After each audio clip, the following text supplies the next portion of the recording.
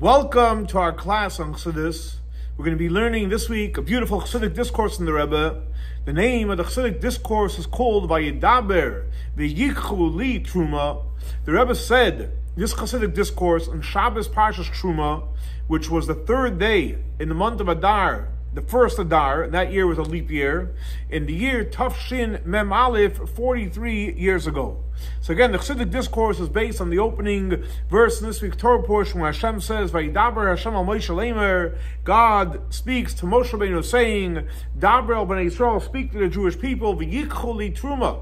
They should take to me a Truma, separation, Me'ez kol ish asher yidvenu liboy, from every single person that his heart desires, Tikhu, you should take as Trumasi, my separation, my part, V'zois ha-Truma, and this is the Truma, the separation, the offering, the asher tikhu mitam, you should take from them, etc. So that is the verse in this week's Torah portion. So Chazal tell us that if you reread the verse, it says Truma 3 times. V'yikhu li Truma, you should take from me. Tikhu es Trumasi, v'zois ha-Truma asher tikhu mitam. And we know what's brought out in many places in Chassidus, that the question is, what are these 3 different type of trumos on a practical spiritual level? Because we know everything in the Torah, even though it has the technical component and the simple meaning, but everything is supposed to teach us a lesson how to serve Hashem. And the question is, what lesson do we learn from these 3 different expressions of truma in the verse? So obviously the explanation is, as we know, that truma, when it says the first time truma, knows v'yikhu li Truma, you should take to me a separation, is referring to what? Learning Torah.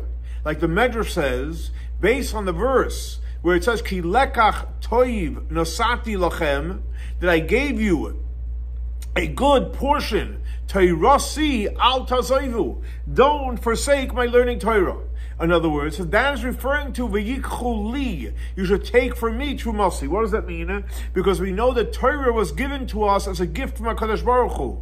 And like the Alter explains in Tanya, that Avram Avinu merited his relationship with Hashem by his actions. He pursued Hashem, and he went from one level to the next level. And like it says clearly in the Torah, in reference to Avram Avinu, Vayisa Avram halaych v'nasaya.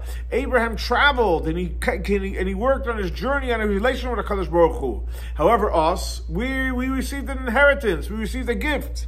And as Hashem gave us a gift of Torah, and in the Torah that He gave us a gift, He has the will, the Ratzon of Hashem, and the Chachma, the intellect of Hashem, which we know the will and the intellect of Hashem is connected and is unified with the essence of Hashem in the ultimate union. So basically, when Hashem is giving us a Torah which is connected to His will and His wisdom, which is connected to the essence of God, so Hashem is giving us Himself. And like the Zohar says clearly, based on the verse, v'yikhu li Truma, you should take to me a Truma. In other words, what does li mean? Me, myself. And like the Medrash says, you're taking Hashem Himself. Because it should have said, Truma, what does it mean, v'yikhu li? Because the fact is it's all one. And that's basically the first Truma. V'yikhu li Truma is referring to what? The idea of Torah. So in other words, through Torah, that's how we connect to HaKadosh Baruch Hu. And also we find that Truma is made up of the letters Torah Mem. Torah 40. In other words, as we know, the Torah was given in 40 days, like the Zohar explains at length. So again, so the V'yikhu li Truma is referring to what? The idea of Torah. What's the second Truma? So the second Truma will be understood what it says in the Zohar, in the Tikkunim of the Zohar, and it says as follows, that Truma comes from like 2 words. Truma is Trei Mimeya, 2 out of 100. What does that mean practically? It means that our spiritual work of self-sacrifice, when we say Shema, we're giving up ourselves to HaKadosh Baruch Hu. And like the Zohar says clearly, what does it mean 2 out of 100? To unify to come unified with Hashem, with Mesiras Nefesh, twice in one day. In other words,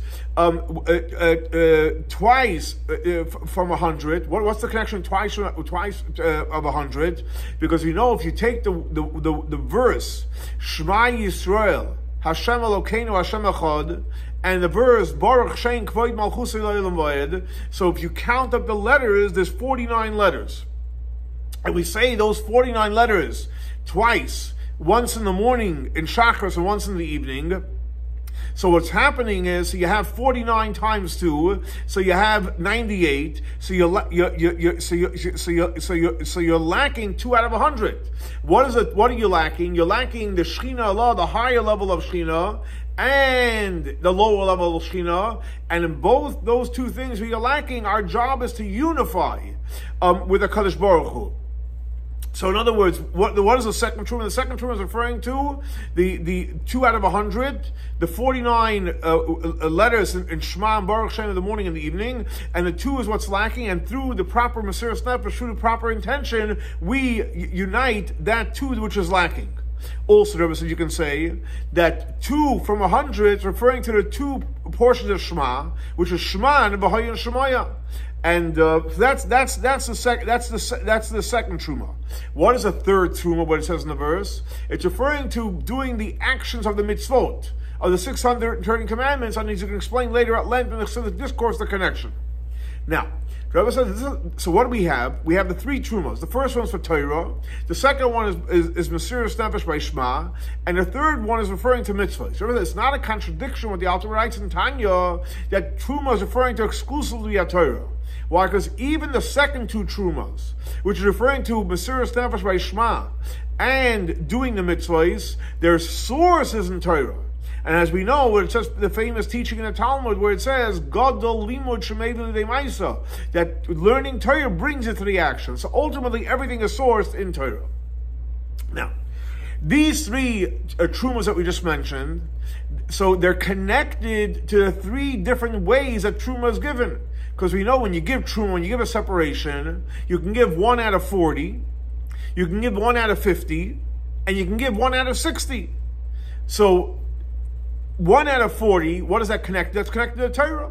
And as we already learned before, that truma is what? Made up of 2 words. Torah mem, which is basically a hint that one of the ways you give truma is what? Through 1 out of 40. What is 1 out of 50? That is in reference to Shema. And as we already learned before, that what is truma? 2 out of 100. So that's connected to the idea of 50.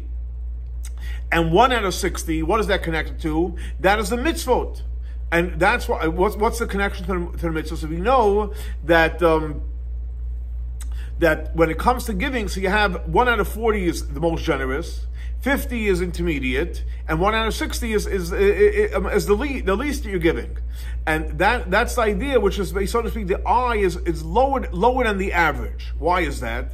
Because what is mitzvah all about? Mitzvah is all about to elevate the lowest, to elevate the materialistic world. And that's the idea of transforming the physical world. And that's why it's 1 out of 60. In other words, that we take from 1 out of 60 from the lowest level and we make it a vessel for our Kadosh Baruch Hu. And like we see literally that when a person gives away 1 out of 60, what happens to the rest of the fruit? The rest of the produce? It becomes kosher to eat it. You have to give away 1 out of 60th. So So you see the connection between 1 out of 40 is Torah, 1 out of 50 is Shema, and 1 out of 60 is mitzvot. And when it comes to 1 out of 50, that's the average. Why is that the average? When it comes to Shema, and when you're going on Mesiras Nefesh, which means you're giving over your self-sacrifice of the animal soul, like it says in Shema, B'chol Avavcha, your gates are toiv, but your gates are hara, the animal soul, and also you're giving over your animal godly soul to Hashem, and that in reference to that, you have the Shema Yisrael. So that is what the average, you're elevating both. However, on a higher level, what's the higher level? You give 1 out of 40, that's referring to Torah. Why? Because Torah, and this is very important, Torah is even higher than self-sacrifice. And like the Alter explains in Tanya, based on what it says in the Zohar, that Torah and Hashem is all one. And he adds over there and he says that you should look in there well, but that through learning Torah, that's the ultimate union with Hashem. and I'll say the words of the Zohar, istakbus rucha berucha. Literally, our spirit gets connected with Hashem's spirit in a level of neshik and a level of a kiss. So, in other words, so you have basically the lowest levels elevating the world, the next level is elevating the animal soul and the godly soul, but the highest levels what when we connect to Hashem through learning Torah, and that's the real power of learning Torah. Now, all these three levels that we divided up in Torah and in Shema, Mesiras Nefesh, and Mitzvot, all three levels you have in Torah itself. Why? Because we already learned before, because the Torah is the source of everything. And just like literally, that the command to learn Torah and to pray, and to do mitzvahs, how do you know all the stuff from? How do you know you have to pray and do mitzvahs? It all comes to the Torah. So the same thing on a spiritual level, that the action of doing mitzvahs and prayer, everything is sourced in the Torah. The Torah is the source of everything. And that's what's explained in the Chassidic discourse is that 1 out of 60 that we learned before is actually mitzvot, but he says no, 1 out of 60 is actually connected to what? The 6 different orders of the Mishnah. The Siddur Mishnah, and as we know, that's the laws of the Torah that explains and elevates the materialistic world. In other words, you have to know what's kosher and what's not kosher, what's qualified, what's disqualified, what's pure, what's impure, and every one of these is connected. And every one of these 6 orders of the Mishnah we know is all intertwined with 10, because 10 is the powerful number of the Sirot. So that's the complete number. So basically, the Mishnah is basically 1 out of 60. And when that's connected, you see that the 60 kingdoms of the Mishnah is connected also to the idea of Torah. So 60 is also connected to Torah. That's 60 in reference to Torah, in reference to the Mishnayot. And 1 out of 50 is also connected to Torah, because we know there's 50 gates of wisdom, understanding that you can comprehend the Torah. And 1 out of 40, as we know, it says in the ethics of our fathers, the age of 40 is Labina. And that's the rule in the Shulchan Aruch, that specifically when a person reaches the age of 40, that's when you acquire real wisdom and understanding. So what Rebbe is saying is that all 3 levels of 1 out of 40, 1 out of 50, 1 out of 60 is all connected to Torah.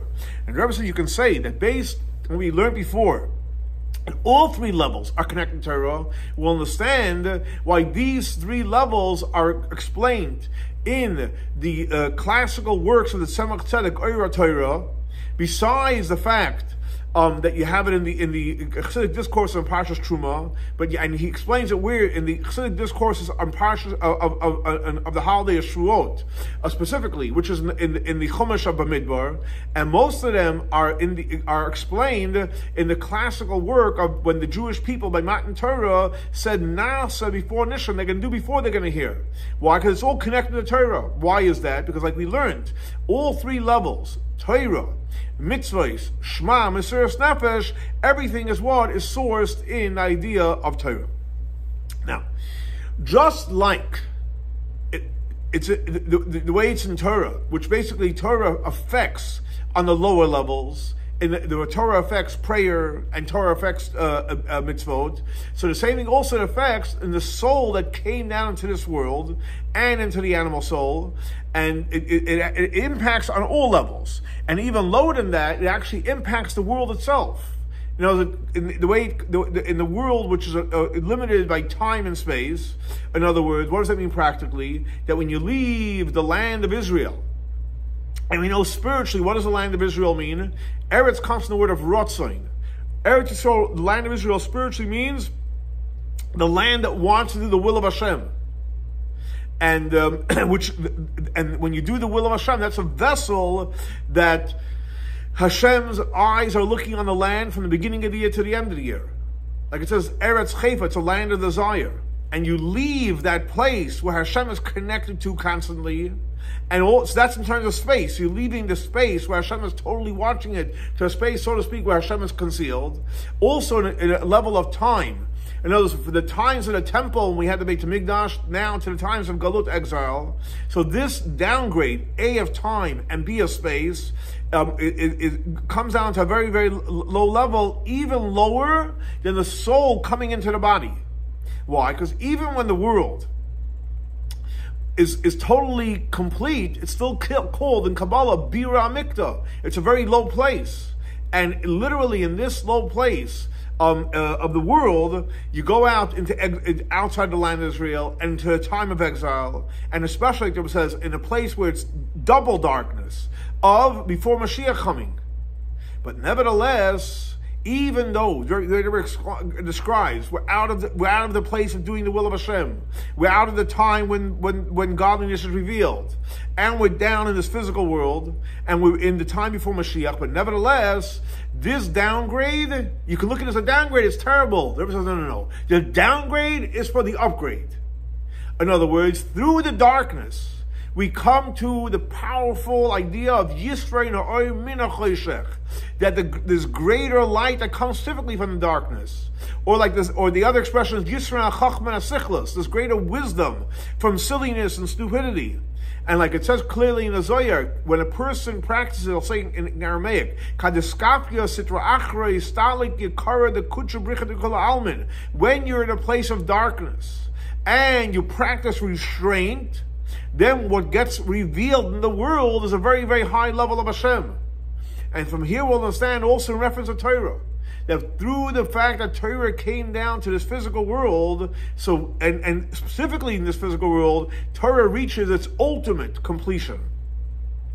And the Rebbe said he liked to connect this, which would explain in the Chassidic discourse of the Kibel HaYehudim, the Jewish people accepted, that the previous Rebbe said in Moscow, in the Purim Katan, so it was a double Adar, so Purim Katan, in the year Taf Reish Pei Zayin.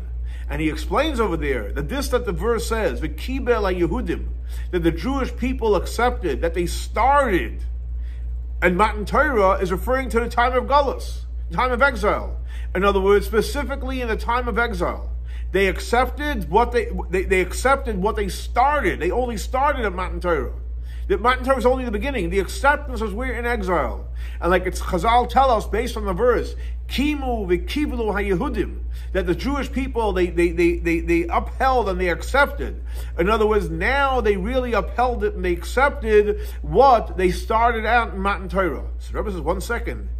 That's a wondrous thing to say. Because the fact is, when we see the Torah, we were on the highest level. We left Egypt, we were in Matan Torah, God revealed himself, and even afterwards, in the times of the temple, it says that Vayeshev Shlomo al Kisei Hashem, is King Solomon sat in the throne of Hashem, but nevertheless, it's only the beginning. Receiving the Torah at times, it's only the beginning. When was the acceptance? When is it real? Only specifically in the time of exile, and the time of the decree of Haman, when we had terrible decrees against us. But the fact that, and we didn't see the Hashem, the answer is exactly what it says. Specifically when you go into Galus, specifically in the darkness of exile, and when there's decrees not to learn Torah and not to do mitzvahs, and when you go ahead and they stood for a whole year with Mesiras Nefesh, self-sacrifice, that they wouldn't even think for a second not to rebel against Hashem, like Doctor explains in Torah. And through that, what happened was, they accepted, and that's when it became real, what they started in Matan Torah. So in other words, exactly, Matan Torah was a start. It's amazing. You had all the revelation. But what's the battle test? When you're in Galus, and you have threat not to learn, not to study, you have every excuse not to, and you fight it, and you resist, and you do it, that gives you the ultimate reward. Now, so the question is, wow, where do we get the power in Galus when you have every reason not to? The lights are off. Where do we have the power to nevertheless stand strong and go on Mesiras Nefesh and learn and pray and do mitzvot? First, the power comes from Torah. And that's what he continues on to explain that Chassidic discourse, where it says in the prophets, that from the children, that gave us the foundation of power to go ahead, to get rid of all our enemies. And what's the real power? Ein oiz is Torah. Torah is our real power. And when the children accept the learning of the Torah, and just like when they received it in Matan Torah, that what was the condition? Sometimes I'm giving you the Torah in one condition. He said the condition is that the children are going to be the guarantors. And he continues on to say, seemingly, in order to fight with the enemy, and especially to win against the enemy, you need to have strong people.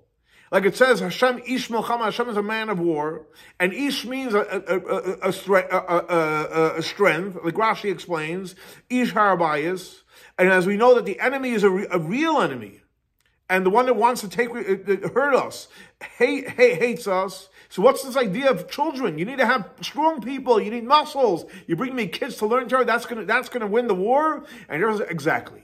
Because when you have Yasada Ta'ois, and there's the foundation, is power. And what is real power? Not muscles. Real power is learning Torah. And when your children learn Torah, which we know a child learning Torah is someone that doesn't have any sin.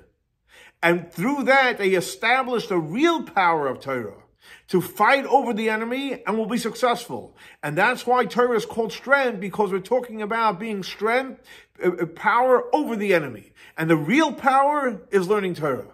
Now, this Chassidic discourse that the Rebbe is referring to, Kabbalah Rabbi Yitzchok Minkowicz, is part of the oral part of the Torah. And we know the Torah is everlasting. So the Rebbe asks a simple question. If you can say in the time when the previous Rebbe said the discourse, you had people that are enemies, and you had to fight the war, you had to go Mesiras Nefesh. But what does that have to do with our time? We don't have the challenges that the Friedrich Rebbe is facing. And Rebbe explains, no. What is our test in this generation? Not the previous Rebbe, not in the times of Purim. What is our test? Our test, the enemy of today, the Rebbe says the enemy of today is to be embarrassed what someone's going to say. In Hebrew, it's called Mayoimru Habriyos, or Al Yebush Hamal'igim. The test today we have is, what really is our biggest enemy is what's the other one going to say? What's this one going to say? What's that one going to say? What's society going to say? What's a different country going to say? And especially those that are making fun of the fact that Jewish young children are learning Torah, that little kids are learning Torah. And that's what we need to do to overcome the enemy. And when it comes to people that are making fun and people that are trying to hurt our morale of learning Torah, there's two different types. You have a revealed enemy. I know someone that literally comes and makes fun and says, "Hey, really, go! You need to go to the gym, not learn Torah." That's one enemy. He comes out openly and says it. Then you have the concealed enemy. Another, someone that hides himself and he tries to use Torah arguments. And like there gives an example, you know what famous teaching is, it says that has the Yetzer work. He doesn't come tell you right away to sin. So today he tells you, do this small thing. Okay, it's not going to be the end of the world, but eventually, what's his end goal? To get you to serve idolatry. And at first he comes with Torah arguments, and he tells you to do something. In other words, he says, I agree you can do those mitzvahs. But he says, he brings in like Yetzer Hara excuses why you should do it. Because the Yetzer Hara also wants it. But what happens is if you're not doing it for Hashem and you're doing it for ulterior motives, eventually you're going to go ahead and you're going to worship idols. So in other words, the enemy today is two types. One is someone that openly comes out and wants to destroy your connection with God of learning Torah, and one does it openly and one does it in a concealed way. And that's why the verse says, "Vidaber Hashem al Moshe," God spoke to Moshe Rabbeinu to speak to the Jewish people. They should take the Truma. In other words, where do we have the power to overcome the enemy? This one says this, and that one says that, and everyone's trying to make fun of you. And the way we have the power, Vidaber Hashem al Moshe, the power comes from the leader of the generation. And we know that there's a Moshe Rabbeinu in every single generation. And in our generation, it's the previous Rebbe who's the leader of our generation, that he gives us the power to overcome the enemy. And especially something which is irrelevant right now, because the Rebbe said the Chassidic discourse was Purim Katan, the small Purim, these double Adar. So you have the one Adar is called the Purim Katan, that when a person goes ahead and does what he's supposed to, that's how we will overcome the enemy. And the way we overcome it, there's two ways of getting rid of the enemy. One is, like it says in Chazal, Vishbati Chayara, you have to get rid of that wild animal, which means you have to get rid of it, you have to obliterate it. What's that called spiritually? It's called a skapia, practice restraint. You don't engage with it. Therefore it doesn't hurt you. And the second level is hapcha, transform it. That you actually take something negative and turn it into something positive, and through that you have the Yisrael where you basically transform darkness into light. And that's why the Chassidic discourse continues on to say, "V'yichul li truma." You should take the truma to me. What does that mean to me? Li l'shmi. We should do things for the sake of Hashem, not for our own agenda. So li is referring to we're doing it for Hashem. And truma, separation, is two insights. One is we're elevating it, so to speak, from below on high. And the other way is we're bringing it down from high down below. And that's basically the two ideas that we learned before of Shema, which Shema basically you elevate the world, and Mitzvah is drawing down the energy into this world. And both Shema and the Mitzvahs, elevating and bringing it down, they all come from Torah. The first term of Wikhu li Truma, that has to be for Hashem, and ultimately it all comes from the Torah. Now, even though that when you separate, it's referring to milmayla lamata. In other words, you're bringing it down to this world. But the fact, as Rebbe says, that when it comes down, that specifically when it comes down into the world, that's how you get the ultimate elevation, when you transform the world. And that's why the Torah affects even on the level of 1 out of 60. Why? Because the ultimate goal is that the negativity should be transformed into good. And like the author explains in Tanya, based on the verse that v'gam l'rasha l'yoim ra, which means that ultimately even the wicked person is going to do tshuva, and he's going to take his wickedness that he did, and he's going to turn it into day. He's going to turn it into light, just like we do. And in the words of the Zohar, that when you go ahead and practice restraint, the level of istalkus or Hashem comes in all the worlds. And this is basically the three trumos that's mentioned in this week's Torah portion. The first truma is referring to Torah, and that's the source of everything. And through learning Torah, that's how we cleave to HaKadosh Baruch Hu on the highest level, in the most complete way. Like it says, Li, you take Hashem himself. So that's the beginning.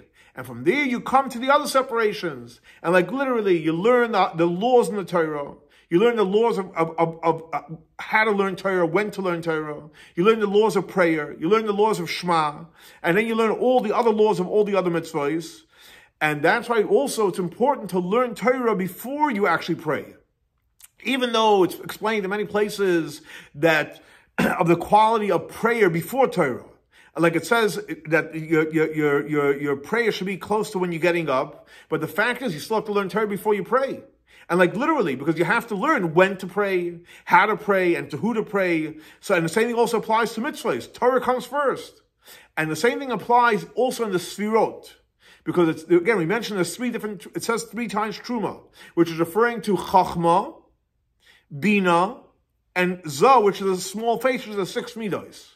1 out of 60 is referring to the 6 midos, because the 6 midos, everyone is connected to, intertwined with all 10, so you have 60. 1 out of 50 is connected to bina, which is the 50 gates of understanding, and one out of 40 is referring to the idea of Chachma. So you see the 3 different trumas are connected to Chachma, Bina, and the 6 midas. What does that mean practically? It's connected to the 3 pillars that the world stands on, which is learning Torah, prayer, and charity, good deeds. Now, if you ever finish up what it says, we know what it says, Tzion b'mishpati pada, that Zion will be redeemed by justice, v'shaveha, and his captives through tzedakah. So what does mishpat mean? Mishpat means justice, but also means referring to learning Torah. And tzedakah is referring to all the mitzvahs. That means when we go ahead and we do the 3 pillars of learning Torah, praying, and doing all the mitzvahs, we will come very, very quickly to the ultimate true redemption of this exile. And then will be fulfilled the verse that says, Hashem said you should make to be a base of Mikdash. And we're referring to the 3rd base of Mikdash. And then we're all going to bring all the trumot to the house of Hashem. And it's going to happen with the redemption, the true redemption, the complete redemption, through Mashiach Tzidkenu b'mheira b'yameinu mamash, very, very soon, very, very quickly in our days. Here we have another beautiful Chassidic discourse of the Rebbe about the different levels of Truma and what the real power of Torah. That through the Torah we'll have the power to get through the challenges of this exile. And this exile, the Rebbe says powerfully, what's the challenges? Unfortunately, we're worried about this one's going to say, that one's going to say. By learning Torah, teaching our children Torah, that will give us the power to have all the blessings of Torah, prayer, and good deeds. Like the Rebbe finishes off and says that we're going to have the coming of Mashiach, and God willing, our next class will be Yerushalayim, Ir HaKodesh. Have a great and blessed week. Shavua Tov.